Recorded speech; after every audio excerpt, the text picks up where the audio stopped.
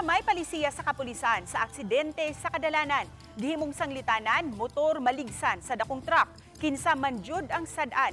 Kini ang gituki sa sesyon sa konseho sa Mandawi City karong adlaw. Ang detalye ni ini sa live report ni Nico Sereno. Nico?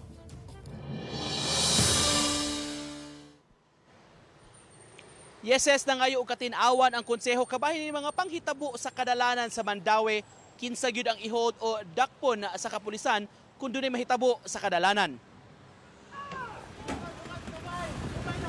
Kini ang disgrasya sa Mandawi sa miaging semana kundi inalatayan sa dakong prime mover ang usa ka motor ug napasok ang angkas nga babay. Sa laing anggulo nga nakuha sa mga otoridad, makita ang motor nga gikan sa atbang bisan kun solid line mi U-turn ngadto sa Picas lane dayon mi pwesto atubangan sa truck.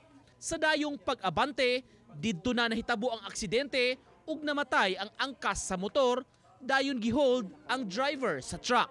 Pero pangutana sa konseho, nganong ang truck driver ang gidetain. The law and our traffic code, there is a presumption of negligence if you have committed a traffic violation just right before or during the accident. You're not supposed to cross. No, ngita ka lugar at saka mo U-turn, di ka mo cross. Klaro sa ni cross pa dyan siya. Dito pa dyan ni parking atubangan sa truck. Na blind spot. The driver involving such incident is responsible of his direct, natural, and logical consequence of his actions, and therefore he should be liable for it. When you are driving on trucks, it needs special care and attention, especially due diligence. Matud sa opisyal, tanang drivers ang ayang responsable sa kadalanan. We're just trying to ensure na number one, there's fairness and justness. And of course, the bottom line is that to ensure nga everybody drives safely and responsibly.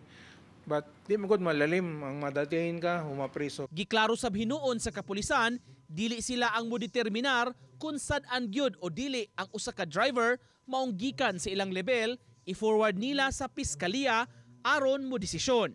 Sa session na pangutana usab, unsa man gyud ang sakto nga distansya o gilayon sa imong sakyanan gikan sa imong gisundan. Matud sa mga otoridad, sa ideal setting, balig usa pa unta kasakyanan ang distansya nimo sa imong gisundan nga vehicle aron dili magkaigo kun maaksidente.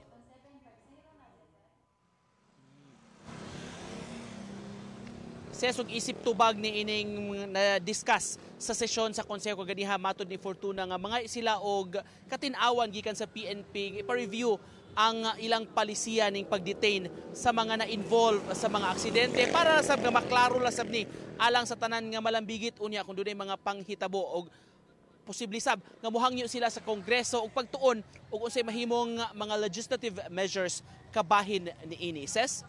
Dagang salamat, Nico Sereno.